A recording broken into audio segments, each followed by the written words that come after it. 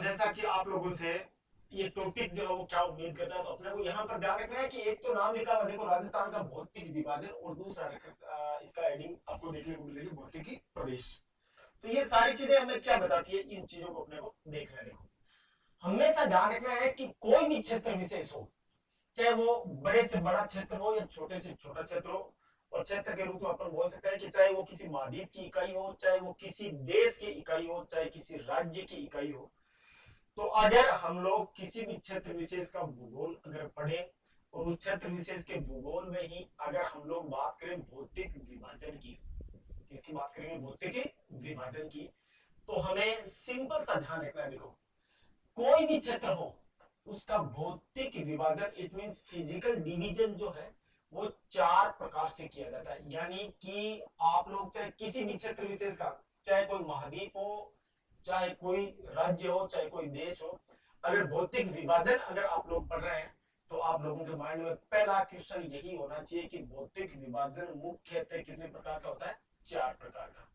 Clear है? और 4 प्रकार के इस भौतिक विभाजन के बाद वाला जो अपन टॉपिक है वो देखो क्या देखते हैं, भौतिक प्रदेश। तो यहां से आप लोगों को क्या समझ रहा है कि भौतिक विभाजन 4 ही प्रकार का होगा, बट भौतिक प्रदेश 4 से कम भी हो सकते हैं और 4 से ज्यादा भी हो सकते हैं। फॉर एग्जाम्पल, जैसे अगर अपन बात करें, जैसे अकॉर्डिंग टू एनसीईआरटी अगर आप भारत के संदर्भ में देखेंगे तो आप लोग इस प्रकार से समझेंगे कि एनसीईआरटी की क्लासों में या एनसीईआरटी की जो बुक्स है उसमें भारत का भौतिक विभाजन अलग है, और भारत के भौतिक प्रदेश की अगर अपन बात करें तो भारत को 6 भौतिक प्रदेशों में विभाजित किया गया है। कितने भौतिक प्रदेशों में? 6। तो यहां अपन बोल सकते हैं कि भौतिक विभाजन तो जो होगा वो कितने प्रकार का होगा, 4, और भौतिक प्रदेश जो हो सकते हैं एक से क्या हो सकते हैं, ज्यादा। और भौतिक प्रदेश जो भौतिक विभाजन जो 4 प्रकार का होता है, वो 4 प्रकार का भौतिक विभाजन कौन कौन सा होता है, तो इसमें अपन सिंपल तरीके से सबसे पहले अपन देखो इसको पढ़ेंगे अच्छे से किस प्रकार से। जैसे फॉर एग्जांपल अगर अपन बात करें तो कोई भी क्षेत्र विशेष अगर होगा तो उसका भौतिक विभाजन, भौतिक विभाजन से मतलब ये हुआ कि ये जो अर्थ है, इस अर्थ के सरफेस के ऊपर कौन कौन सी स्थलाकृतियां बनती है, किस प्रकार की स्थलाकृतियां बनती है। इट मींस अपन यूं कह सकते हैं कि भौतिक भूगोल हमें क्या सिखाता है, तो भौतिक भूगोल सिंपल शब्दों में अगर अपन बात करें तो इस धरती के या इस अर्थ के सरफेस के ऊपर जितनी भी स्थलाकृतियां, जैसे पर्वत, पहाड़, मैदान, मरुस्थल, इन सब की स्टडी करना, इन सब का अध्ययन करना हमें भौतिक भूगोल में सिखाया जाता है। और इस भौतिक भूगोल को या भौतिक भूगोल का अगर विभाजन अगर अपन करें तो इसको अपन बोलते हैं भौतिक विभाजन। और ये भौतिक विभाजन जो होता है, ये भौतिक विभाजन कितने प्रकार का होता है, 4। और 4 प्रकार के इस भौतिक विभाजन में सबसे पहले अगर अपन बात करें तो एक तो आता है देखो पर्वत। क्या आता है, पर्वत। पर्वत के बाद में अगर अपन बात करें तो पर्वत के बाद हम लोग बोल सकते हैं कि पर्वत के बाद में देखो आता है पठार।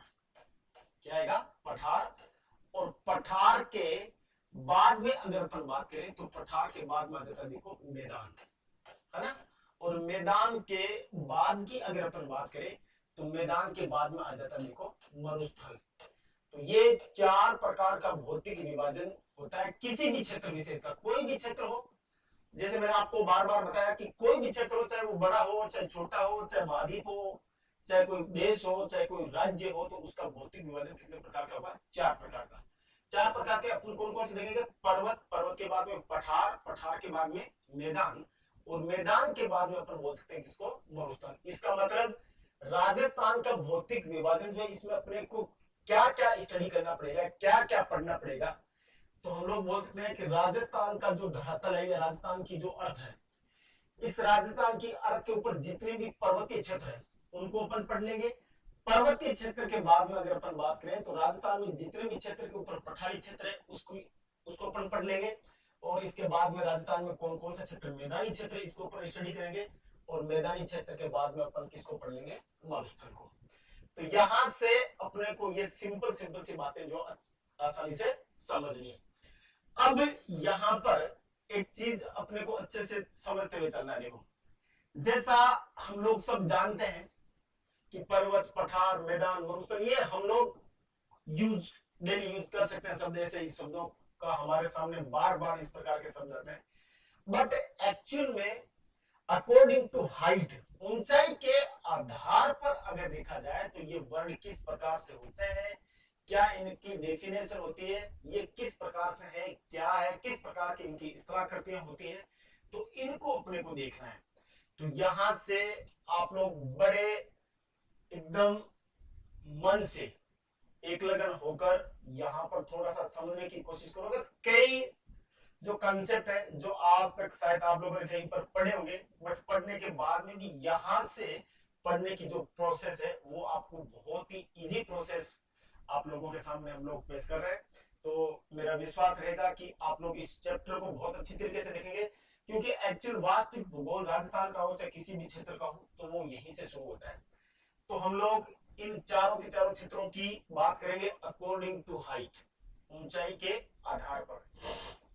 यहां से अपने को समझना है थोड़ा सा किस प्रकार से, देखो थोड़ा सा यहां अगर अपन बात करें तो इस प्रकार से अपने को समझना है। देखो जैसे अगर अपन बात करें पर्वत, पर्वत है, पठार है, और पठार के बाद मैदान है, और मैदान के बाद क्या है, मरुस्थल है। तो जैसे अगर हम लोग बात करें किसी भी क्षेत्र विशेष की अगर अपने को ऊंचाई मापनी है, यानी कि हाइट का डिक्लेरेशन, हाइट का डिटरमाइन या हाइट का ऊंचाई का अगर निर्धारण करना हो तो वो निर्धारण अपन कहां से करेंगे, तो ये चीज थोड़ी सी समझना। देखो ऐसा तो है नहीं कि अपना जहां से इच्छा हुई वहीं से अपने ऊंचाई को माप लिया, ऐसा कभी नहीं होता है। जैसे कोई भी पर्वत है, कोई भी पठार है, एक साइड से अगर उसकी ऊंचाई मापोगे तो वो ऊंचाई कम आ सकती है या ज्यादा आ सकती है, दूसरी साइड से अगर मापोगे तो कम या ज्यादा आ सकती है। मतलब अपने पास दोनों तरफ से अगर ऊंचाई मापेंगे तो इनकी ऊंचाई में बहुत ज्यादा अपने को डिफरेंस या फर्क देखने को मिल सकता है। ऐसे में बहुत बड़ी समस्या है, तो इस समस्या का समाधान भी होता है। देखो मतलब हम यूं कह सकते हैं कि ऐसी कोई समस्या है ही नहीं जिसका कोई समाधान ना हो। प्रॉब्लम में ही कहीं ना कहीं सॉल्यूशन सब जो है वो छुपा हुआ है, और ऐसा कहा जाता है कि इम्पॉसिबल इज नथिंग। इम्पॉसिबल का मतलब ये होता है कि आई एम पॉसिबल। तो समस्या है तो समस्या किसको नहीं होती, समस्या सबको होती है। तो समस्या है तो उसका समाधान जरूर है। हर समस्या का समाधान अगर अपन अच्छे से कोशिश करें तो उसका मिल ही जाता है। इसी कड़ी में हम लोग इस प्रकार से देखें कि अपना जो भारत है, इस संपूर्ण भारत की अगर अपन बात करें तो संपूर्ण भारत की लैंड एरिया या लैंड बॉडी को अगर अपन देखें तो कहीं पर बहुत ऊंचे ऊंचे पर्वत है, जैसे हिमालय है, इसके बाद में एक तरफ अपना मैदानी भाग है, पठारी क्षेत्र है, मरुस्थलीय क्षेत्र है, तो बहुत सारे क्षेत्र अपने को देखने को मिलेंगे। लेकिन ऊंचाई के आधार पर हमें कैसे पता चलेगा कि ये क्षेत्र पर्वतीय है, ये क्षेत्र पहाड़ी है, ये क्षेत्र पठारी है, ये क्षेत्र मैदानी है, ये क्षेत्र मरुस्थलीय है। तो इसके लिए ये ध्यान रखना है। और एक चीज मैं आप लोगों को क्लियर कर दूं कि ऊंचाई जो डिटरमाइन की जाती है, ऊंचाई का जो निर्धारण किया जाता है, ऊंचाई जो मापी जाती है वो हमेशा ऊंचाई सी लेवल से ही मापी जाती है। सी लेवल का मतलब समुद्र के तल से। ऊंचाई को हमेशा समुद्र तल से ही मापा जाता है, न कि धरातल से। धरातल से कभी ऊंचाई हम नहीं माप सकते, और माप सकते हैं बट इसका अपने पास कोई वैलिड आंकड़ा अपने पास सामने नहीं आ सकता। तो यहां पर समझने वाली ये बात समझनी है कि कोई भी क्षेत्र हो, उस क्षेत्र की ऊंचाई हमेशा समुद्र तल से ही मापी जाएगी, न कि सरफेस से, न कि धरातल से। अर्थ के सरफेस से कभी ऊंचाई नहीं मापी जाती। अर्थ के सरफेस से, पृथ्वी के धरातल से ऊंचाई क्यों नहीं मापी जाती, इसके पीछे सबसे बड़ा कारण यह है कि अपने अर्थ का जो सरफेस, जो धरातल है, इस धरातल की अगर अपन बात करें तो ये धरातल कहीं पर ऊंचा है तो कहीं पर नीचे है, मतलब एक जगह पर एक जैसा नहीं है। बट समुद्रों का लेवल अगर अपन देखें तो वो समुद्रों का लेवल जो होता है वो इक्वल होता है, वो बराबर होता है। इसलिए ऊंचाई हमेशा, अगर हम लोग बात करें तो ऊंचाई हमेशा मापी जाती है समुद्र तल से। और आपकी जानकारी के लिए बता दूं कि संपूर्ण भारत की जो ऊंचाई, हाइट, अल्टीट्यूड, संपूर्ण भारत की ऊंचाई जो मापी जाती है वो ऊंचाई कहां से मापी जाती है, तो इसके लिए हमारे पास एक पैमाना है, एक आधार है। उस पैमाने और आधार पर ही हम संपूर्ण भारत की ऊंचाई का डिटरमाइन कर पाते हैं, निर्धारण कर पाते हैं। किस प्रकार से? तो हम लोग बोल सकते हैं कि संपूर्ण भारत की जो ऊंचाई मापने का अपने पास कोई पैमाना है, तो आप लोग यहां से समझ सकते हैं कि जैसा कि हम लोग इस प्रकार से देखें, जैसा भारत के ऑलमोस्ट ठीक मिडिल से, यहां से ट्रॉपिक ऑफ कैंसर अर्थात कर्क रेखा जो है यह 23.5 डिग्री नॉर्थ लेटीट्यूड उत्तरी अक्षांश रेखा ड्रॉ होती है, और इस कर्क रेखा के बेस पर ही हम लोगों ने भारत को दो भागों में डिवाइड कर रखा है, north India and south India. तो नॉर्थ इंडिया की अगर अपन बात करें तो नॉर्थ इंडिया यानी कि दक्षिणी भारत का अंतिम दक्षिणी राज्य जो है वो है तमिलनाडु, और तमिलनाडु की कैपिटल जो है वो है चेन्नई, और चेन्नई में ही यहां पर अगर अपन बात करें तो चेन्नई में एक स्थान है, और इस स्थान की अगर अपन बात करें तो इस स्थान की जैसे अगर अपन चर्चा करें तो इस स्थान को बोला जाता है मरीना बीच। ध्यान से सुनना है, कभी कभार पूछा जा सकता है ऐसा क्वेश्चन, मरीना बीच। मरीना बीच कहां पर है? तो आप लोग सिंपल सा बोल सकते हो चेन्नई में है, और चेन्नई किसकी राजधानी है? तमिलनाडु की। तो हम लोग सिंपल तरीके से कह सकते हैं कि संपूर्ण भारत की ऊंचाई मापने का अपने पास आधार, मानक, पैमाना, स्टैंडर्ड जो है वो कौन सा क्षेत्र है? मरीना बीच। और ये मरीना बीच आप लोगों को जैसे मैंने बताया गया कहां पर है। तो अब हम लोग कह सकते हैं कि संपूर्ण भारत की ऊंचाई कहां से मापी जाएगी? तो आप लोग जैसा कि आप लोग समझ चुके होंगे कि मरीना बीच से मापी जाती है। इसी प्रकार से राजस्थान में अगर अपन बात करें तो संपूर्ण भारत में राजस्थान भी आ गया। तो यहां से अपन लोगों को क्या समझना है? यहां से अपन लोगों को यह समझना है कि सी लेवल के आधार पर अगर देखा जाए तो ये चार प्रकार की जो भौतिक इकाइयां हैं, इन चार प्रकार की भौतिक इकाइयों को कैसे समझना है? जैसे ये मान लीजिए कि यहां से ये सरफेस है, इस सरफेस की अगर अपन बात करें, सॉरी सी लेवल की अगर अपन बात करें, सी लेवल समुद्र तल है ना, इस समुद्र तल से अगर अपन देखें तो इस समुद्र तल से इस प्रकार से अपन समझ सकते हैं कि समुद्र तल से ऐसा कोई भी क्षेत्र, ध्यान से सुन लेना इस चीज को, समुद्र तल से ऐसा कोई भी क्षेत्र जिसकी ऊंचाई, समुद्र तल से ऐसा कोई भी क्षेत्र जिसकी ऊंचाई 300 से 600 मीटर, औसत ऊंचाई कितनी होनी चाहिए? 300 से 600 मीटर। सिंपल तरीके से समझ रहा है कि समुद्र तल से ऐसा कोई भी क्षेत्र जिसकी हाइट 300 से 600 मीटर की हाइट हो, उस क्षेत्र को अपन क्या बोलेंगे? तो उस क्षेत्र को अपन बोल देंगे मैदान, प्लेन। क्या बोलेंगे? मैदान या प्लेन। अब इसके आगे थोड़ा सा अपने को समझना है कि समुद्र तल से ऐसा कोई भी क्षेत्र, समुद्र तल से ऐसा कोई भी क्षेत्र जिसकी ऊंचाई 600 से 900 मीटर हो, 600 से कितनी हो? 900 मीटर। 600 से 900 मीटर की ऊंचाई वाला कोई भी अगर क्षेत्र होगा तो उस क्षेत्र को अपन बोल देंगे क्या? तो उस क्षेत्र को अपन बोल देंगे पठार, प्लेट्यू। और इसके बाद अगर अपन बात करें तो समुद्र तल से ऐसा कोई भी क्षेत्र जिसकी ऊंचाई 900 से 1200 मीटर, औसत ऊंचाई कितनी होनी चाहिए? 900 से 1200 मीटर। तो इस प्रकार का कोई क्षेत्र होगा तो उस क्षेत्र को अपन बोलेंगे या तो पहाड़, या तो उसको अपन क्या बोल देंगे? पहाड़।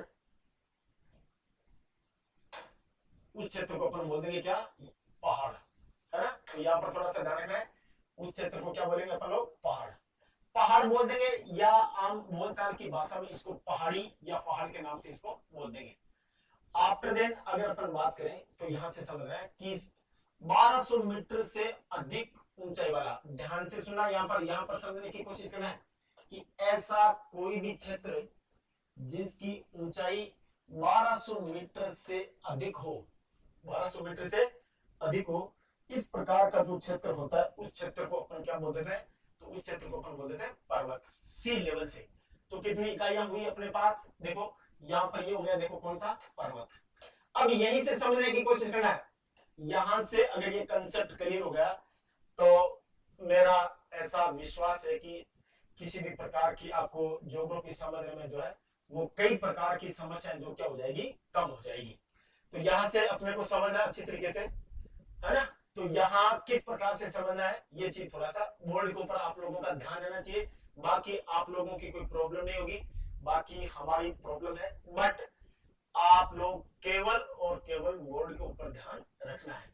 देखो किस प्रकार से, अब यहां से जैसे अभी आप लोगों के माइंड में ये आया होगा कि सर अभी तो आपने 4 इकाइयां बताई और इसमें किसका नाम नहीं आया, तो मरुस्थल का नाम नहीं आया है।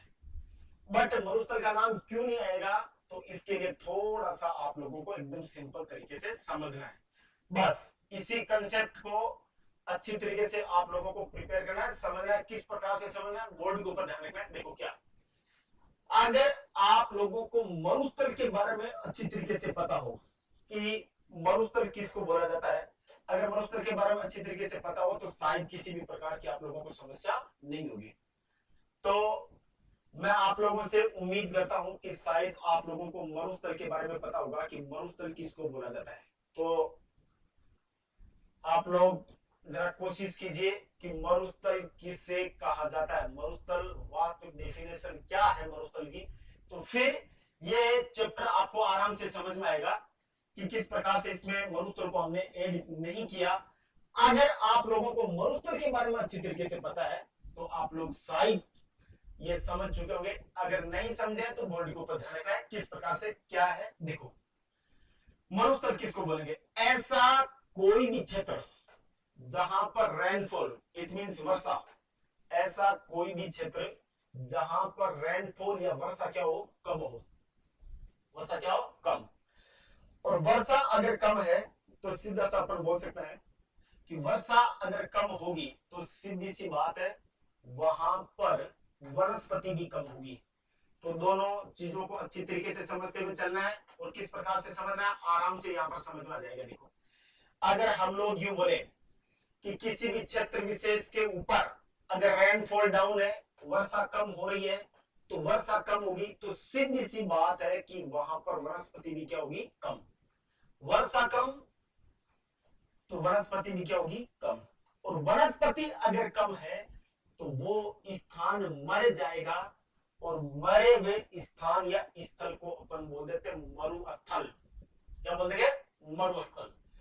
कुछ लोगों के जो राजस्थान से अक्सर हम लोग मरुस्थल क्षेत्र के जो लोग हैं उन लोगों के माइंड में यही सेटअप होता है कि रेत के बड़े बड़े धोरे टीले या टिबे जो होते हैं वही मरुस्थल होता है, बाकी कोई मरुस्थल नहीं होता। बिल्कुल गलत है ये चीज। मरुस्थल का मतलब ही क्या होगा कि ऐसा कोई भी क्षेत्र जहां रेनफॉल डाउन होगी, वर्षा कम होगी, वर्षा कम होगी तो वनस्पति कम होगी, और वनस्पति अगर कम है तो सीधी सी बात है वो क्षेत्र मर जाएगा। और मरे हुए स्थल को अपन किस नाम से बोलेंगे, मरुस्थल। अब यहां पर मरुस्थल का मतलब केवल और केवल ये नहीं समझना है कि रेत का धोरा, टीला या टिब्बा ही मरुस्थल होता है। तो मरुस्थल कौन सा हो सकता है, तो हम लोग कह सकते हैं कि मरुस्थल एक पर्वतीय क्षेत्र भी हो सकता है। पर्वतीय क्षेत्र पर अगर वर्षा कम हुई तो कम होगी पर्वतीय क्षेत्र के ऊपर, तो वहां पर धीरे धीरे वनस्पति भी कम होगी, और वनस्पति कम होगी तो वो क्षेत्र मरे हुए समान हो जाएगा, और मरे हुए क्षेत्र को अपन क्या बोलेंगे, मरुस्थल।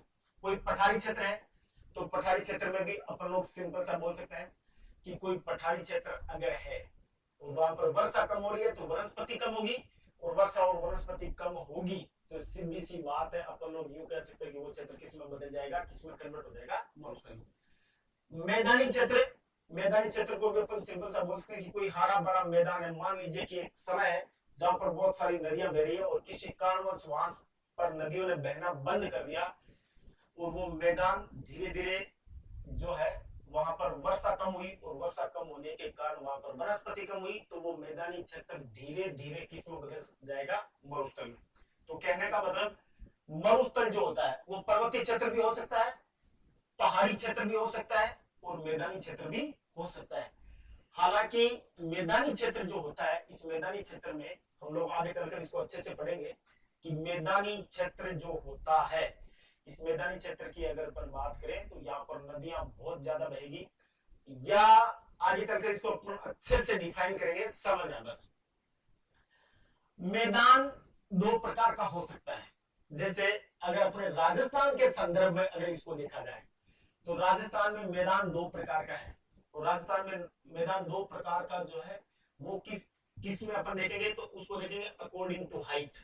अकॉर्डिंग टू हाइट में हम लोग यहाँ पर थोड़ा सा पढ़ सकते हैं कि राजस्थान में मैदान दो प्रकार का किस प्रकार से है। तो एक तो अपन बोल सकते हैं उपजाऊ मैदान, उपजाऊ मैदान। जैसा कि आप लोगों ने देखा होगा राजस्थान के दक्षिणी और पूर्वी भाग में काफी नदियां बहती हैं, जैसे बनास और बनास की सहायक नदियां, बनास, बाणगंगा, माही, ये जो नदियां हैं ये किसका निर्माण करती हैं? मैदानी क्षेत्र का। तो मैदान कितने प्रकार का हो सकता है? दो प्रकार का, एक तो उपजाऊ और दूसरा अपन बोल सकते हैं अनउपजाऊ। कौन सा है? अनु उपजाऊ। तो यहां पर थोड़ा सा आप लोगों को समझने की कोशिश करना। देखो राजस्थान के संदर्भ में मैं बता रहा हूं, यहां से ज्यादा इसको थोड़ा सा समझोगे तो अच्छे से समझ में आएगा। राजस्थान के संदर्भ में मैदान कितने प्रकार के हैं? दो प्रकार के। एक तो उपजाऊ मैदान है जिसको अपन दक्षिणी पूर्वी मैदानी प्रदेश बोलते हैं, और दूसरा अपने पास एक अनउपजाऊ मैदान है। और वो जो अनउपजाऊ मैदान है वो किस में बदल चुका है? तो वो किस में बदल चुका है? मरुस्थल में। जैसा हम लोग जानते हैं कि थार का मरुस्थल, थार का मरुस्थल अकॉर्डिंग टू हाइट अगर देखा जाए तो थार का मरुस्थल किस में आता है? तो अनउपजाऊ मैदान में आता है। मैदानी क्षेत्र है, मैदानी क्षेत्र होगा तो सीधी सी बात है इसकी ऊंचाई कितनी होगी? अकॉर्डिंग टू ऊंचाई अगर अपन बात करें तो ऊंचाई होगी उसकी 300 से 600 मीटर। और 300 से 600 मीटर अगर इसकी ऊंचाई है तो सीधी सी बात अपने सामने आती है कि ये क्षेत्र किस प्रकार का क्षेत्र होगा? अनउपजाऊ मैदानी क्षेत्र होगा, जिसको अपन थार के मरुस्थल के नाम से जानते हैं, है ना। तो ये सारे के सारे कंसेप्ट आप लोगों को बिल्कुल एकदम सिंपल तरीके से, हम लोग ये वादा या दावा नहीं करते कि हम ही सब कुछ है, ऐसा हमारा कभी कोई विश्वास नहीं रहेगा, ना ही हम इस प्रकार से कुछ बोलने के लिए इतने बड़े हैं। बट हम लोगों का ये विश्वास है कि हमारा जो ये स्टडी चैनल है इस पर आप लोगों को बेहतर से बेहतर ढंग के कंसेप्ट जो वो सामने आपको देखने को मिलेंगे। शायद आप लोगों को अगर विश्वास न हो तो आप कंपैरिजन के तौर पर किसी अदर स्टडी चैनल को देखें और एक हमारे स्टडी चैनल को भी देखें। वहां इस स्टडी चैनल पर अदर स्टडी चैनल से आप लोगों को अच्छा बेटर विथ कंसेप्ट और सीक्वेंस क्रम के आधार पर सारी चीजें देखने को मिलेगी। तो ये हम लोग आपसे पूर्ण विश्वास चाहते हैं कि आप लोग विश्वास करें, और विश्वास पर ही दुनिया टिकी हुई है। तो इसी के साथ आगे की कड़ी में हम लोग बढ़ते हैं। तो मैंने जैसे आप लोगों को बता दिया, तो ये आप लोगों का कंसेप्ट क्लियर होना चाहिए। अब इसके बाद में देखो अपन राजस्थान के रिगार्डिंग एक एक चीज पढ़ेंगे। एक एक चीज कौन सी पढ़ेंगे? तो सबसे पहले अपन पढ़ेंगे पर्वत, पर्वत के बाद में पठार, पठार के बाद मैदान, और मैदान के बाद में मरुस्थल। पहले अपन थोड़ी सी मरुस्थल के बारे में चर्चा कर ही लेते हैं। और मरुस्थल में अपन लोग अच्छे से बहुत अच्छी तरीके से एकदम डीप जाकर पढ़ेंगे। क्यों डीप जाकर क्यों पढ़ेंगे? इसलिए पढ़ेंगे क्योंकि राजस्थान का टोटल एरिया जो है, राजस्थान का जो कुल क्षेत्रफल है, इस क्षेत्रफल के लगभग 61.11% भूभाग जो है वो किस प्रकार का भूभाग है? मरुस्थलीय क्षेत्र का भूभाग है। तो इसको अपने को बहुत अच्छी तरीके से पढ़ना पड़ेगा। मैं आप लोगों से कह सकता हूं कि राजस्थान का ऐसा कोई भी कंपटीशन आज तक नहीं हुआ है जिसमें मरुस्थलीय क्षेत्र से क्वेश्चन पुट अप ना हुआ हो। ये मेरा एक्सपीरियंस है, और आप लोग इस चीज को प्रत्यक्ष को प्रमाण की आवश्यकता नहीं होती। तो आप लोग देख सकते हैं कि राजस्थान में सबसे ज्यादा क्वेश्चन अगर किसी भौतिक प्रदेश से पुट अप होते हैं तो वो कौन से होते हैं? मरुस्थलीय क्षेत्र से। तो मरुस्थल को अपन बहुत अच्छी तरीके से पढ़ेंगे, और मरुस्थल को अच्छी तरीके से पढ़ना हमारी मजबूरी भी है। क्यों? क्योंकि राजस्थान का सबसे बड़ा भौतिकी प्रदेश है। आगे जैसे अपन लोग बात करें तो सबसे पहले अपन बात करेंगे देखो पर्वत की। ऐसा नहीं है कि घास काट दिया, इधर उधर की बातें करके पढ़ा पढ़ के छोड़ दिया, नहीं, समझ में आना चाहिए विद कंसेप्ट, किस प्रकार से कोई है तो क्या है क्या नहीं, ये ध्यान रखना है। अब इसी अगली कड़ी में अगर अपन लोग बात करें तो यहां पर समझना अपने को किसके बारे में? पर्वत के बारे में। पहले इस पर्वत के बारे में सुन लेना अच्छे से कि पर्वत की अगर अपन बात करें तो पर्वत को अच्छी तरीके से समझना है। इसके बाद में अगर अपन इसको पढ़ेंगे, देखो किस प्रकार से माउंटेन, पर्वत। तो जैसे ऊंचाई के आधार पर देखें तो 1200 मीटर से अधिक ऊंचाई वाला ऐसा कोई भी क्षेत्र जिसका ऊपरी सिरा नुकीला हो, जिसका टॉप पॉइंट हो, जिसकी पर्वत चोटी हो, पर्वत शिखर हो, उसको अपन क्या बोलेंगे? पर्वत। जैसा आप लोगों ने देखा होगा इसकी आकृति या इसके स्ट्रक्चर की अगर अपन बात करें तो इस प्रकार का भाग जो होता है वो इसको अपन क्या बोलते हैं? पर्वत। क्लियर है? और पर्वत के बाद में इस प्रकार की ये वाली जो आकृति होती है, पर्वत और पठार में कोई ज्यादा फर्क नहीं होता है। जैसे अगर अपन बात करें तो पर्वत और पठार में ये दोनों की दोनों आकृतियां आप अच्छी तरीके से समझ सकते हैं। जैसे इसको अपन बोलेंगे, इसको अपन क्या बोलेंगे, पर्वत, और आफ्टर देन ये जो क्षेत्र है इसको अपन क्या बोलेंगे, पठार। तो इन दोनों में क्या फर्क है, तो इन दोनों में एक फर्क था ऊंचाई का, और दूसरा जो डिफरेंस है, दूसरा जो फर्क है, पर्वतों का टॉप पॉइंट जो होता है ये वाला, ये नुकीला होता है, पर्वत चोटी होती है। बट पठारी क्षेत्रों का जो ये ऊपरी भाग होता है, तो ऊपरी भाग जो होता है ये एकदम प्लेन होता है। कैसा होता है, प्लेन। जबकि पर्वतों का ऊपरी भाग जो प्लेन या समतल नहीं होता। अब यहां से अपने को समझना, देखो किस प्रकार से समझना है, क्या समझना है देखना। अगर हम लोग चर्चा करें तो यहां से थोड़ा सा अपने को देखना है किस प्रकार से। पहले अपना यहां पर कंसेप्ट जो वो क्लियर होना चाहिए। कंसेप्ट अगर क्लियर है तो आप लोग भविष्य में किसी के सामने बात नहीं कहेंगे, आप अच्छी तरीके से किसी भी प्रकार का कोई क्वेश्चन होगा तो उसको आसानी से उसको हल कर पाएंगे। कैसे, ये देखो थोड़ा सा। जैसे पर्वतों की अगर अपन बात करें तो कई प्रकार के पर्वत होते हैं अकॉर्डिंग टू फॉर्मेशन या अकॉर्डिंग टू स्ट्रक्चर, बनावट या संरचना के आधार पर अगर अपन बात करें तो बहुत सारे प्रकार के पर्वत मिलेंगे जिनको अपन अकॉर्डिंग टू टाइम समय समय पर इनको अच्छे से स्टडी करते रहेंगे।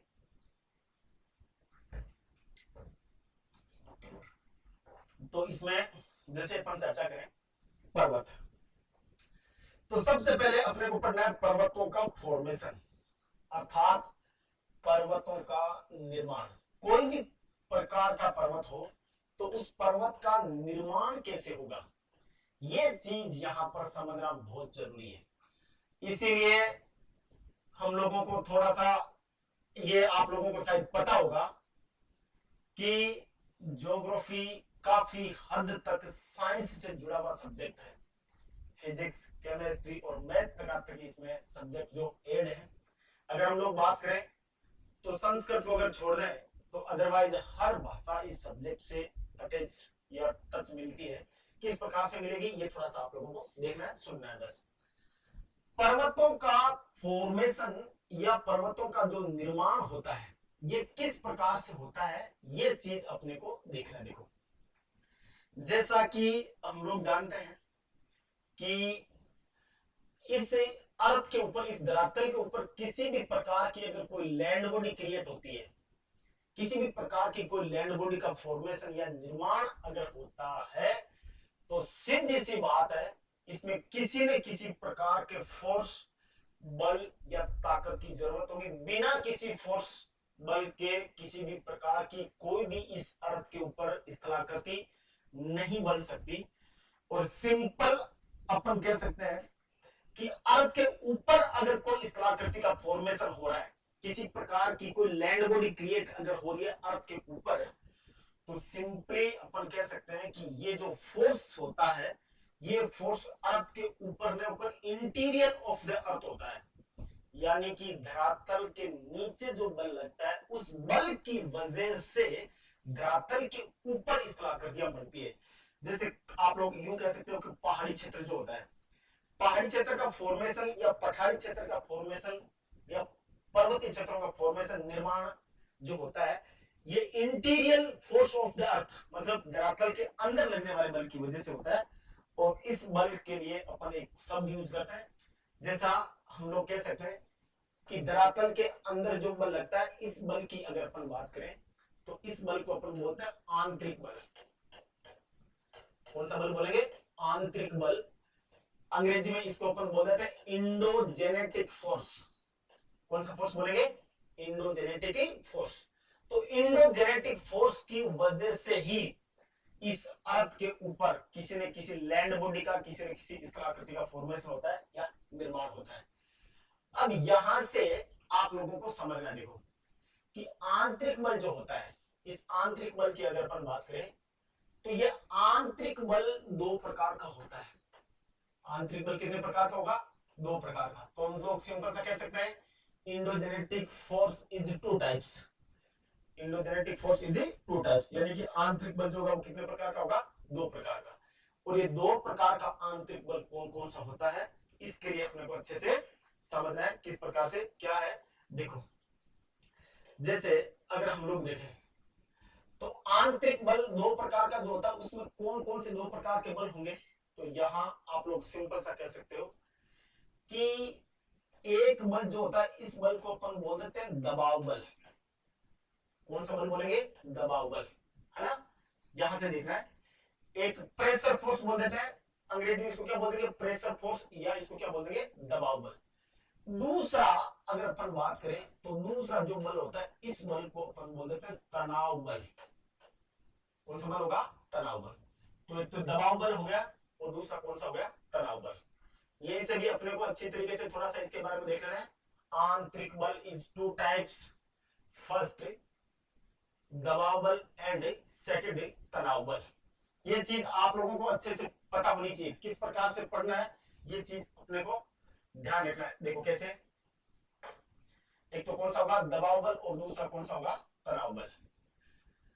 अब इसी में हमें किस प्रकार से आगे पढ़ना है, देखो यहां पर एक तो कौन सा हो गया अपना दबाव बल, और दूसरा कौन सा हो गया, तनाव बल। देखो आगे, अगर हम लोग अच्छे से इसको पढ़ें तो दबाव बल कौन सा होता है और तनाव बल कौन सा होता है, ये चीज थोड़ी सी अपने को ध्यान रखनी है। देखो कैसे, इस अर्थ की अगर अपन बात करें तो इस अर्थ के ऊपर बड़ी से बड़ी कोई लैंड बॉडी होगी, जमीन का बड़े से बड़ा कोई टुकड़ा होगा, जैसे largest land body of the earth, मतलब पृथ्वी का सबसे बड़ा भूभाग जो होता है उसको अपन क्या बोलते हैं, उसको अपन बोल देते हैं महाद्वीप। और पृथ्वी का स्मॉलेस्ट, छोटे से छोटा जो टुकड़ा या पीस जो होता है उसको अपन क्या बोल देते हैं, द्वीप या आइलैंड। तो चाहे कोई महाद्वीप हो, चाहे कोई द्वीप हो, चाहे कोई महाद्वीप हो या चाहे कोई द्वीप हो, इसके लिए अगर अपन सिंपल सा देखें तो यहां से अपने को समझना क्या है कि ज्योग्राफी की भाषा में बड़े से बड़े लैंड बॉडी या छोटी से छोटी कोई लैंड बॉडी है तो उसके लिए एक शब्द यूज करते हैं अपन लोग, और उस शब्द की अगर अपन बात करें तो उसको बोलते हैं प्लेट। क्या बोलते हैं, प्लेट। समझ रहे हैं, बोर्ड के ऊपर ध्यान रखना है।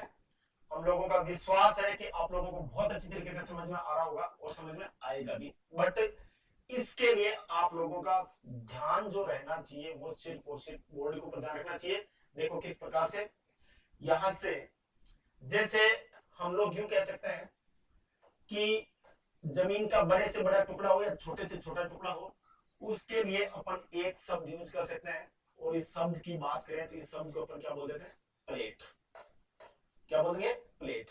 ये थोड़ा सा ध्यान रखना है, कई बार ये शब्द अगर ज्योग्राफी को आप अपना सब कुछ मान चुके हो तो उसके लिए आप लोगों के सामने एक वर्ड ये आएगा कई बार, प्लेट शब्द। प्लेट शब्द का मतलब भावनाओं में नहीं जाना है। कुछ लोग भावनाओं में चले जाते हैं, चलते चलते ही भावनाओं में बह जाते हैं, फीलिंग्स उनके जो आ जाती है, तो उस फीलिंग्स में या उस भावनाओं में नहीं जाना है और अच्छे से समझना है ना। तो यहाँ अपन लोग बोल सकते हैं कि ज्योग्राफी का कोई भी सॉरी जमीन का कोई भी टुकड़ा होगा तो उसको अपन क्या बोल देंगे, प्लेट, चाहे छोटा हो या बड़ा हो। तो यहाँ पर आप लोगों को जैसे ऊपर लिखा हुआ वर्ड जो वो आप लोगों को दिख रहा होगा, दबाव बल, है ना। दबाव बल जो जमीन के अंदर लगेगा, देखो सबसे पहले यहां पर देखना है कौन सा बल पढ़ रहे हैं अपन, आंतरिक बल, इंडोजेनेटिक फोर्स। आंतरिक बल या इंडोजेनेटिक फोर्स, अर्थात आंतरिक या इंडोजेनेटिक फोर्स जो होता है वो धरातल के अंदर लगता है, और आंतरिक फोर्स बल जो होता है उसको हमने कितने भागों में डिवाइड कर रखा है, इसकी डायरेक्शन कितने प्रकार की होती है, दो, और इसको हमने कितने भागों में डिवाइड कर रखा है, दो भागों में।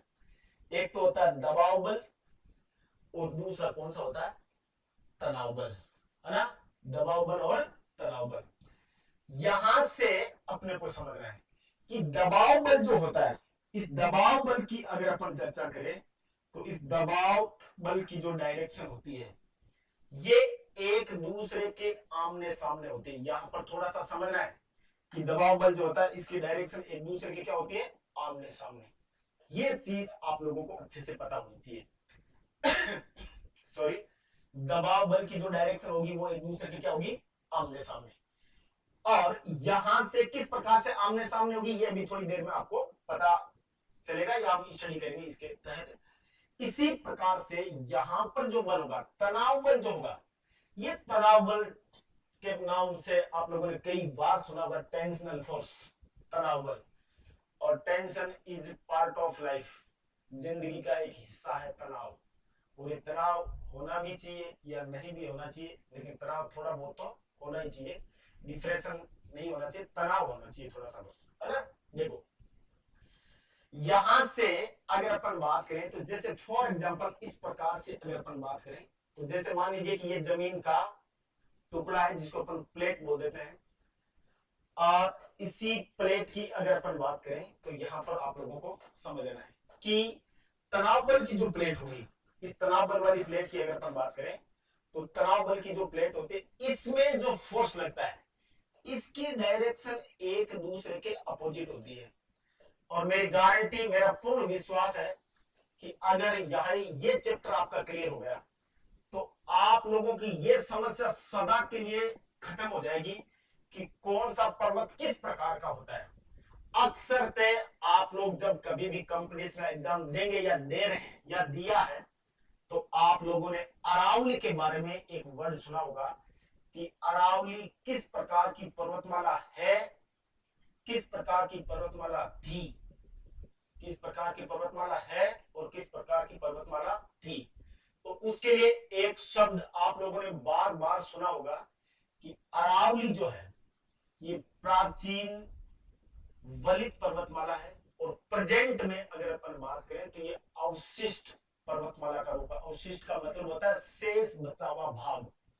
तो एक्चुअल में अगर अपन देखें तो अरावली का जो है हम बहुत सारा पार्ट जो वो खो चुके हैं, अब तो केवल और केवल अरावली हमारे पास एक अवशिष्ट, एक नाम मात्र के रूप में है, जिसको अपन अरावली पर्वतमाला जब राजस्थान के रिगार्डिंग पढ़ेंगे, बहुत अच्छी तरीके से इसको अपन डिटेल से जो है वो पढ़ेंगे।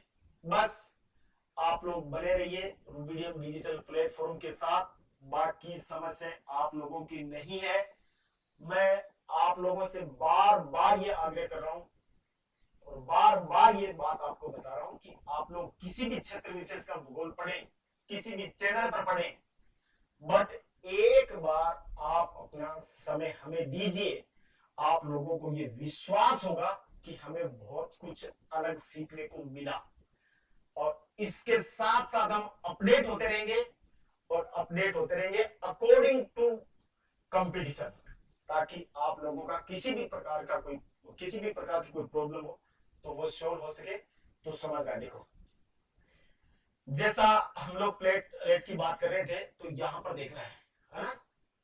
अब इसमें आंतरिक बल को आगे बढ़ाते हुए हमें इस प्रकार से देखना है। देखो कैसे, जैसे यहां से सिंपली अगर अपन बात करें तो देखना है कि जैसे मान लीजिए कि ये कोई जमीन का टुकड़ा है, इस जमीन के टुकड़े में अगर अपन बात करें तो आमने सामने एक ही डायरेक्शन में, यानी कि एक ही डायरेक्शन में अगर फोर्स लगता है, एक ही डायरेक्शन में अगर फोर्स लगता है, तो हम लोग इसको क्या बोल रहे हैं, प्रेशर फोर्स। इसको हम क्या कर रहे हैं, प्रेस कर रहे हैं, दबा रहे हैं। प्रेस का मतलब क्या होता है, दबाना। फॉर एग्जाम्पल इस प्रकार से देख सकते हो, जैसे मान लीजिए कि ये कोई जमीन की प्लेट है, और इस जमीन की प्लेट में आमने सामने यानी कि एक ही दिशा में अगर फोर्स लगता है, और एक ही दिशा में अगर फोर्स लगेगा, तो जैसे मैंने इसको प्रेस किया तो मैं इसको क्या कर रहा हूं, दबा रहा हूं। जैसे मैंने इसको दबाया, तो दबाने के बाद में बीच में से ये क्या हो जाएगी, देखो मुड़ जाएगी। मुड़ जाएगी का मतलब फोल्ड पड़ रहा है, इसमें बीच में क्या पड़ रहा है, फोल्ड। या फिर अपन लोग यूं कह सकते हैं कि मान लीजिए कि एक प्लेट ये है जमीन की और एक प्लेट ये है। इस प्रकार से अगर अपन बात करें कि दो प्लेटें जब आपस में टकराती है ऐसे, तो दो प्लेटें आपस में जैसे टकराएगी, तो इन दो प्लेटों के बीच वाला जो पार्ट होता है, जो मलबा होता है, ये दबाव बल की वजह से जैसे जैसे दोनों प्लेटें पास में आती जाएगी, तो दबाव बल की वजह से यहां पर जो मलबा या अवशिष्ट पदार्थ जो होता है वो क्या होगा, इनके दबाव की वजह से यहां पर जैसे ये प्लेटें टकराने के बाद में ये क्या हो जाएगा, ऊपर उठ जाएगा ऐसे। और इस प्रकार से पहले ये जमीन एकदम समतल थी, पहले प्लेट समतल थी, लेकिन यहां से जैसे दोनों प्लेटें एक ही दिशा में टकराई और टकराने के कारण ये क्या हो गई, ऊपर उठ गई। और ऊपर उठने से यहां पर किसका फॉर्मेशन हुआ। तो जैसे हमने पिछली थोड़ी देर पहले पीछे देखा था कि इस प्रकार की जो स्थलाकृति होती है उसको अपन क्या बोलते हैं, पर्वत। ये इस प्रकार से। तो यहां पर क्या होगा, देखो जैसे ही एक ही डायरेक्शन में, मतलब एक ही दिशा में, आम एक दूसरे के आमने सामने अगर जैसे ही फोर्स लगा इस प्लेट में, इस जमीन के टुकड़े में, तो होगा क्या, देखना कि ये जमीन का टुकड़ा बीच में से ऊपर उठेगा, या अपन लोग यूं बोल सकते हैं कि इस जमीन के टुकड़े के बीच में फोल्ड पड़ जाएगा। क्या पड़ जाएगा, फोल्ड। और जैसे ये फोल्ड पड़ेगा तो हम लोग इस प्रकार से समझ सकते हैं इसको कैसे, ये फोल्ड पड़ेगा देखो ऐसे। तो जैसे हम लोग कह सकते हैं कि ये जो जमीन का टुकड़ा था, दबाव बल की वजह से ये जो जमीन का टुकड़ा था ये बीच में से क्या हो गया, ऊपर उठ गया। बीच में से क्या हुआ, ऊपर उठा। और इसके यहां इस वाले पार्ट में अपन लोग सिंपल सा कह सकते हैं कि इस वाले पार्ट में अगर अपन लोग देखें तो यहां पर पड़ गया, देखो ये कि क्या, फोल्ड। तो ये इस पार्ट में यहां पर क्या पड़ा, फोल्ड। और फोल्ड का हिंदी वाला भाग अगर अपन देखें तो इस फोल्ड के हिंदी वाले वर्ड को अपन बोलते हैं मोड़। क्या बोलते हैं, मोड़। या फिर एक शब्द और यूज कर सकते हैं अपन, इसको अपन बोल सकते हैं घुमाव। क्या बोल सकते हैं, घुमाव। और अच्छे से अगर अपन बात करें तो इस वर्ड, इसके लिए अपन एक शब्द और यूज कर सकते हैं, और उस शब्द को अपन बोल देते हैं, यहां से देखना थोड़ा सा समझना है, इस शब्द के लिए अपन कौन सा शब्द यूज कर सकते हैं, घुमाव या मोड़ के लिए। तो आप लोग बोल सकते हैं कि यहां पर अपन एक शब्द और यूज करेंगे और उसको अपन बोलेंगे वलन। क्या बोलेंगे, वलन। ध्यान से सुनना है, अच्छे से स्टडी करना है, अच्छे से हर चीज का कंसेप्ट अपने जहन में होना चाहिए।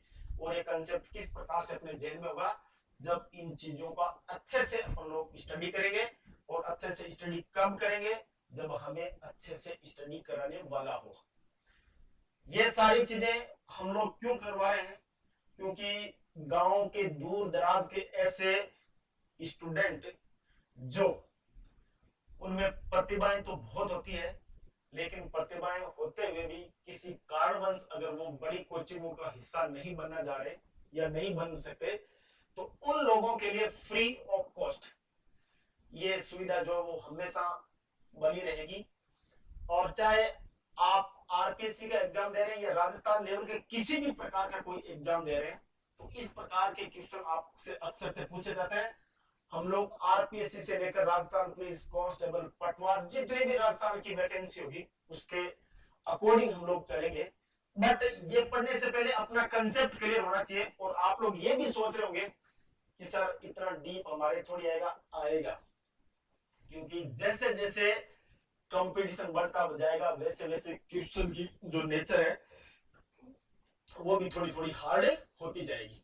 अब यहां पर ध्यान रखना है, तो यहां से अपन बोल सकते हैं, देखो यहां पर बीच में क्या पड़ा, मोड़। ये इसको अपन क्या बोल सकते हैं, घुमाव। ये इसको अपन क्या बोल सकते हैं, वलन। अगर यहां से मैं आपको थोड़ा सा इस प्रकार से आगे चलकर ये वाला चैप्टर समझाऊं तो थोड़ा सा फिर से देखना है, एक बार समझना है। देखो यहां से थोड़ा सा समझ लेना है। हम लोग राजस्थान में जितने भी पर्वत होंगे, राजस्थान का जितना भी क्षेत्र पर्वतीय और पहाड़ी क्षेत्र है उसके बारे में अपन पढ़ेंगे। पर्वत या पहाड़ी क्षेत्र अपन किसको बोलते हैं, अकॉर्डिंग टू हाइट। तो अकॉर्डिंग टू हाइट उसको बोलेंगे पहाड़ी, तो उसको बोलेंगे जिसकी ऊंचाई 900 से 1200 मीटर हो। और पर्वत उसको बोलेंगे जिसकी ऊंचाई 1200 मीटर से क्या हो, अधिक हो। इसी में अगर अपन बात करें तो सबसे पहले हमने बात की किसकी, पर्वत की। पर्वत के निर्माण की हमने बात की। तो किसी भी प्रकार का पर्वत या पठार कोई भी हो, उसका अगर निर्माण होगा तो वो किसी न किसी फोर्स की वजह से होगा। और वो फोर्स जो होगा वो कौन सा होगा, आंतरिक बल या इंडोजेनेटिक फोर्स। आंतरिक बल या इंडोजेनेटिक फोर्स जो होता है वो इंटीरियर ऑफ द अर्थ या इंटरनल ऑफ द अर्थ लगता है, पृथ्वी के अंदर लगता है। और हमने इस आंतरिक बल को कितने भागों में डिवाइड कर रखा है, 2 भागों में। और 2 भाग कौन कौन से इसके, तो एक तो है दबाव बल और दूसरा कौन सा है, तनाव बल। एक तो दबाव बल और दूसरा कौन सा हो जाएगा, तनाव बल। अब हम लोग सबसे पहले पढ़ेंगे कौन से बल को, दबाव बल। तो यहां पर ध्यान रखना, आंतरिक बल के दबाव बल की वजह से, और दबाव बल की डायरेक्शन जो होगी वो एक दूसरे के आमने सामने होगी, सेम डायरेक्शन में फोर्स लगेगा। और यहाँ अगर इस प्लेट में जैसे ये इस प्रकार से आमने सामने एक दूसरे एक ही दिशा के सामने बल लगा, तो जो ये जमीन की प्लेट थी ये बीच से दबाव बल की वजह से मुड़ जाएगी, और मुड़ने के कारण इस जमीन में बीच में जो है वो क्या पड़ जाएगा, फोल्ड पड़ जाएगा। क्या पड़ जाएगा, फोल्ड। और फोल्ड पड़ने के बाद में इसको अपन कौन सा पर्वत बोलते हैं, तो अंग्रेजी में तो अपन बोल देते हैं इसको फोल्ड माउंटेन, हिंदी में इसको बोल देंगे मोड़दार पर्वत, या इसी को अपन बोल सकते हैं कौन सा, घुमावदार पर्वत, या इसी को अपन बोल देते हैं वलन पर्वत या वलित पर्वत। कौन सा पर्वत है, वलित पर्वत।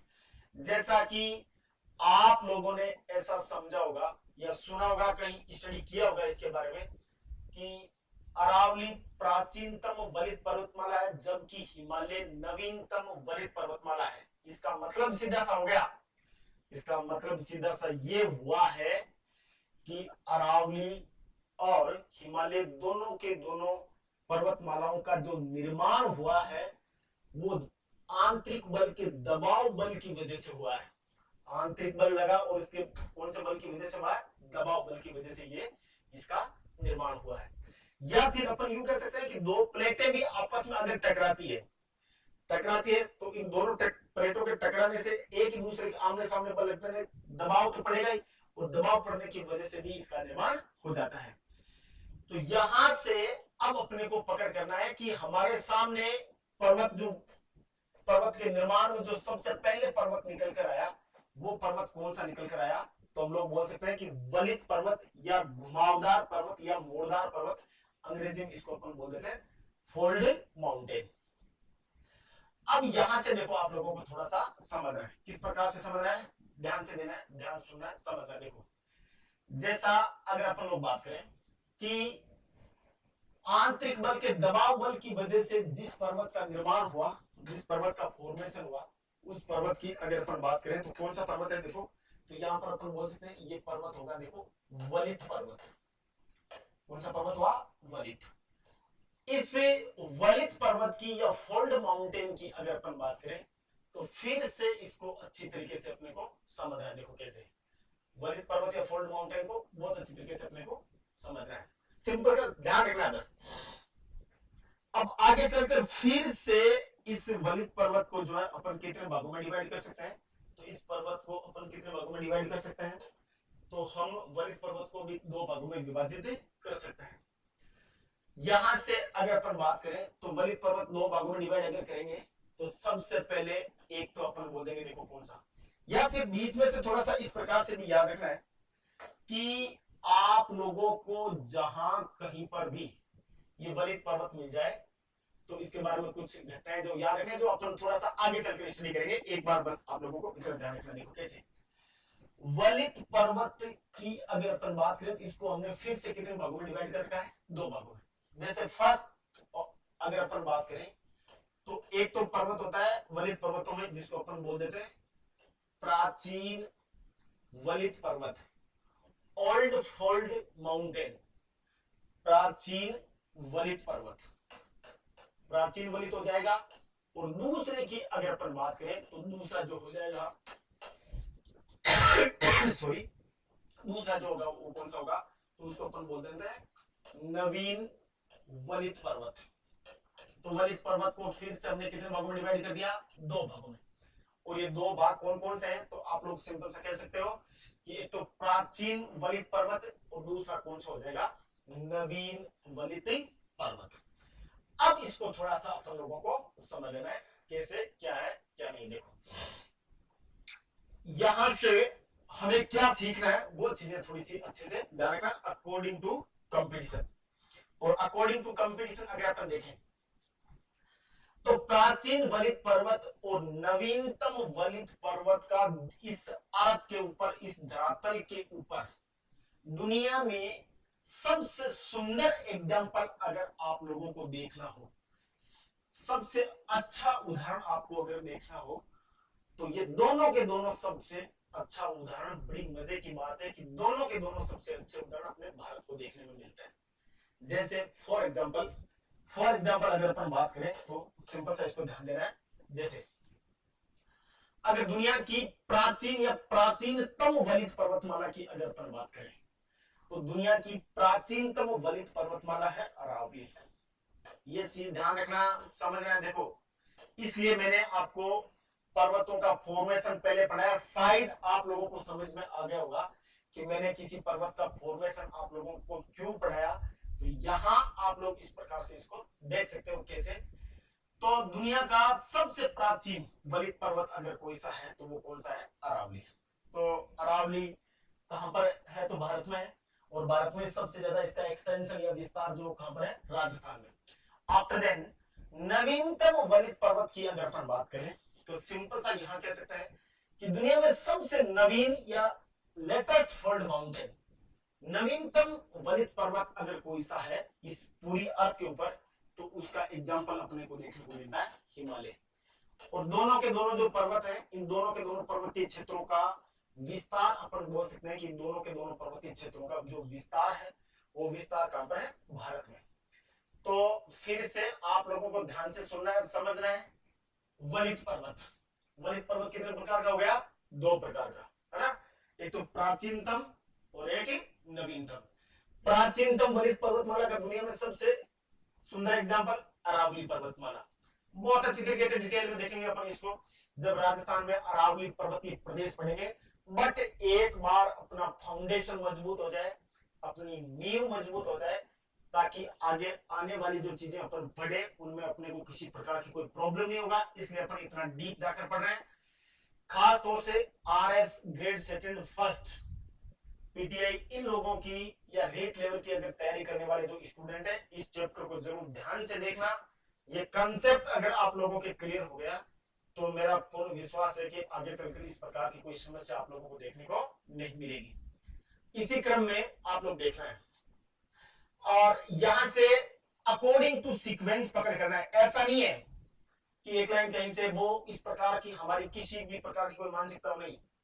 अकॉर्डिंग टू सीक्वेंस, क्रम से पढ़ना है, कंसेप्ट वाइज कंसेप्चुअल क्वेश्चन पढ़ना है। कैसे? देखो, जैसे ही आप लोगों के माइंड में ये आ जाए कि प्राचीन वलित पर्वतमाला है, तो आप लोग दुनिया में आप लोगों को सीधा माइंड में आएगा अरावली। बट यहां समझने वाली बात क्या है, आप लोग जब कभी भी प्राचीन वलित पर्वतमाला के बारे में स्टडी करें, पढ़े, तो ध्यान रखना है कि इस प्रकार की पर्वतमाला इस अर्थ के ऊपर जहां कहीं पर भी होगी, उन पर्वतमालाओं का निर्माण, प्राचीन वलित पर्वतमाला बहुत सारी मिलेगी आप लोगों को। जैसे अरावली है, इस अरावली के बाद में इस अर्थ के ऊपर कोई पर्वतमाला अगर बनी थी तो वो पर्वतमाला बनी थी अपलेशियन पर्वतमाला। और अपलेशियन पर्वतमाला जो है वो कहां पर है? अमेरिका में। ठीक इसी क्रम में आप लोगों को ध्यान रखना है, अरावली प्राचीन वलित पर्वतमाला का जब कभी भी आप पढ़े तो आप लोगों को ये स्पष्ट होना चाहिए, आप आंख बंद करके विश्वास कर सकते हो कि प्राचीन वलित पर्वतमालाओं का निर्माण जो हुआ था वो इस अर्थ की उत्पत्ति के प्रथम एज में, फर्स्ट युग में। ध्यान से सुनना है मेरी बात को। इस धरातल के ऊपर, या इसको अपन यूं समझें कि फ्रांस के एक वैज्ञानिक थे, और इस फ्रांस के वैज्ञानिक जो थे इनका नाम था कास्ते दे बफन। कास्ते दे बफन ने रेडियो कार्बन C14 पद्धति के माध्यम से इस अर्थ की उम्र या एज जो बताई थी वो हमें बताई थी आज से 4.6 अरब वर्ष पहले। अर्थात मैं ये चीज क्यों बता रहा हूं, अब समझना। ये चीज इसलिए बता रहा हूं कि ओरिजिन ऑफ द अर्थ, अर्थ की उत्पत्ति से लेकर टिल टू अब तक का जो टाइम पीरियड है, इस टाइम पीरियड को हमने अलग अलग कालखंडों में, अलग अलग एरा में, अलग अलग एज में, अलग अलग युगों में बांट रखा है। और इसी पृथ्वी की उत्पत्ति से संबंधित जो प्रथम युग था, कौन सा युग था? प्रथम युग। इस प्रथम युग की या फर्स्ट एज या फर्स्ट एरा की अगर अपन बात करें तो मेरा कहने का मतलब क्या होगा, आप लोग शायद यहां पर समझेंगे। प्राचीनतम वलित पर्वतमाला जहां कहीं पर भी मिलेगी तो उन पर्वतमालाओं का निर्माण जो हुआ वो कौन से युग में हुआ था? प्रथम युग में। अर्थ की उत्पत्ति के ठीक बाद का, पृथ्वी की उत्पत्ति के बाद का जो युग है उस युग को अपन कौन सा युग बोलते हैं? फर्स्ट एरा या प्रथम युग। अब यहां से आप लोगों को समझना है कि इस फर्स्ट या प्रथम एरा को हमने दो भागों में डिवाइड कर रखा है। कितने भागों में? दो। और इसके दो भाग कौन कौन से हैं? तो आप लोगों ने नाम सुना होगा इसका, प्री कैम्ब्रियन। प्री कैम्ब्रियन, तो फर्स्ट टाइम पीरियड तो इसको अपन किस में डिवाइड करते हैं? Pre Cambrian. और दूसरा जो इसको अपन क्या बोल देते हैं? कैम्ब्रियन। यहां से आप लोगों का कंसेप्ट जो वो अगर क्लियर होगा तो मेरा ऐसा विश्वास है, मेरी आप लोगों से ऐसी आशा है कि आप लोग कभी भी किसी के सामने मात नहीं खाएंगे। इस प्रकार से देखो, जैसे प्राचीन वलित पर्वतमाला होगी तो उसका निर्माण कौन सी युग में माना जाता है? प्रथम युग में। प्रथम युग को हमने कितने भागों में डिवाइड कर रखा है? दो भागों में। एक तो प्री कैम्ब्रियन और दूसरा कौन सा है? कैम्ब्रियन। प्री कैम्ब्रियन और कैम्ब्रियन। अब आप लोगों को ध्यान रखना है, जैसे ही आप लोगों के माइंड में ये क्वेश्चन आ जाए कि प्राचीन वलित पर्वतमाला है, कौन सी पर्वतमाला है? प्राचीन वलित पर्वतमाला अगर है तो आप लोग आंख बंद करके विश्वास करते हो कि कौन सी पर्वतमाला होगी? अरावली। और प्राचीन वलित पर्वतमाला कोई भी होगी तो उसका निर्माण कौन सी युग में होगा? प्रथम युग में। प्रथम युग को हमने कितने भागों में डिवाइड कर रखा है? दो भागों में। एक तो प्री कैम्ब्रियन और एक कैम्ब्रियन। प्री का मतलब क्या होता है? पहले, मतलब कैम्ब्रियन युग से पहले का युग। अब ये चलो हमें अक्सर सुनने को मिलता ही है, बट इसमें क्या नया है? तो ये नया ये है कि प्री कैम्ब्रियन युग का जो टाइम पीरियड आज से कितने वर्ष पहले का जो टाइम था उसको अपन प्री कैम्ब्रियन युग बोलते हैं। तो यहां पर अपन कह सकते हैं कि इसको अपन बोलते हैं आज से 65 करोड़ वर्ष पूर्व। 65 करोड़ वर्ष पूर्व का जो टाइम है, 65 करोड़ वर्ष पूर्व यानी कि पहले, 65 करोड़ वर्ष पहले का जो टाइम पीरियड है, इस टाइम पीरियड को अपन बोलते हैं कौन सा युग? प्री कैम्ब्रियन युग। यहां से देखना है। अब इसमें अगर अपन बात करें तो 65 करोड़ का कभी कभार आप लोगों को ऑप्शन में भी नहीं मिलता है। ये थोड़ा सा कई बार कंफ्यूज कर देता है, क्योंकि कंपटीशन है। कंपटीशन में एग्जामिनर किसी भी प्रकार का क्वेश्चन पूछे उसके पास स्वतंत्रता होती है, उसमें हम किसी भी प्रकार का कोई चेंजेस नहीं कर सकते। बट एग्जामिनर को अगर क्वेश्चन बनाने की स्वतंत्रता है तो हमें स्टडी करने की भी स्वतंत्रता। हम बहुत अच्छी तरीके से पढ़ सकते हैं, डीप जाकर पढ़ सकते हैं। एग्जामिनर हमारा क्वेश्चन गलत करेगा कैसे? अगर हम लोग अच्छे से स्टडी कर रहे हैं और अच्छे शिक्षक से अगर पढ़ रहे हैं और हमारा अगर अच्छी तरीके से कंसेप्ट अगर क्लियर हो रखा है तो मेरा आप लोगों से पूर्ण विश्वास है, डायरेक्ट या इनडायरेक्ट, एक तो रट्टाबाजी होती है, रट्टाबाजी से क्वेश्चन गलत होगा ही होगा। अगर आप लोगों का कंसेप्ट क्लियर है तो किसी भी प्रकार से आप तुक्का भी अगर मारेंगे तो अकॉर्डिंग टू कंसेप्ट मारेंगे, और नहीं तो फिर यही होगा, हे जय हो बालाजी महाराज, आंख मीच के घोड़ा भरोगे। तो आंख मीच के घोड़ा भरने वाले अक्सर 95% क्वेश्चन गलत होते हैं। अगर तुक्का भी मारना है तो तुक्का भी इज्जत से मारना चाहिए। ऐसा नहीं है कि आर या पार, आर या पार में पार नहीं होता है और ना ही आर होता है, कुछ नहीं होता है, बीच में रहता है। तो इसलिए इसको थोड़ा सा अच्छे से अपने को पकड़ करना है। 65 करोड़ वर्ष का मतलब एक शब्द और यहां पर आप लोगों को मिल सकता है, और ये कैसे मिलेगा? यह मिल जाएगा आपको 650 मिलियन, 650 मिलियन वर्ष पहले। तो ये चीज भी ध्यान रखना है, 650 मिलियन वर्ष पहले। अब देखो यहां से मतलब क्या निकला? मान लीजिए कि कोई और भी पूछ ले कि कैसे क्या मतलब हुआ इसका, तो इसका मतलब सीधा सवा कि 10 मिलियन का 1 करोड़ होता है। 10 मिलियन का 1 करोड़ होता है। अगर कैसा कभी कोई कंसेप्ट ऐसा हो भी जाए, कोई पूछ भी ले, तो 10 मिलियन का मतलब क्या होता है? 1 करोड़। तो 65 करोड़ है तो 10 मिलियन, इसको 10 से मल्टीप्लाई कर दें तो अपन कितने आ जाएंगे? 665 करोड़। तो यहां से अपने को थोड़ा सा ध्यान रखना है कि 10 मिलियन बराबर कितना होगा? 1 करोड़, है ना? तो अब ये कंसेप्ट आप लोगों को मैं एक बार फिर से बता रहा हूं, समझना है। जैसा हमने वलित पर्वत के बारे में बात की थी, वलित पर्वत कितने प्रकार का होता है? तो दो प्रकार का, एक तो प्राचीनतम वलित और एक नवीनतम वलित। प्राचीनतम वलित का दुनिया में सबसे सुंदर एग्जांपल कौन सा है? अरावली। नवीनतम वलित का सबसे सुंदर एग्जांपल कौन सा है? हिमालय, इस अर्थ के ऊपर। और मैंने जैसे आपको बताया, जहां कहीं पर भी आपको प्राचीनतम वलित पर्वत का नाम मिल जाए तो आंख बंद करके विश्वास कर लेना कि इसका निर्माण प्रथम युग में हुआ है, और प्रथम युग के कौन से युग में? प्री कैम्ब्रियन युग में। दूसरा, अगर अपन लोग देखें तो कोई भी प्राचीन वलित पर्वतमाला अगर होगी तो उसका निर्माण हुआ है 65 करोड़ वर्ष पहले या 650 मिलियन वर्ष पहले। अब इसके बाद अगर अपन बात करें तो एक चीज हमेशा माइंड में रखनी है, क्या? अगर जहां कहीं पर भी आप लोगों को प्राचीनतम वलित पर्वतमाला पढ़ने को मिल जाए, इस अर्थ के ऊपर चाहे अरावली कोई भी हो, तो 100% ये फैक्ट है कि ऐसा क्षेत्र खनिज संपदा की दृष्टि से बहुत ज्यादा समृद्ध होगा। ऐसा क्षेत्र खनिज संपदा की दृष्टि से बहुत ज्यादा समृद्ध होगा।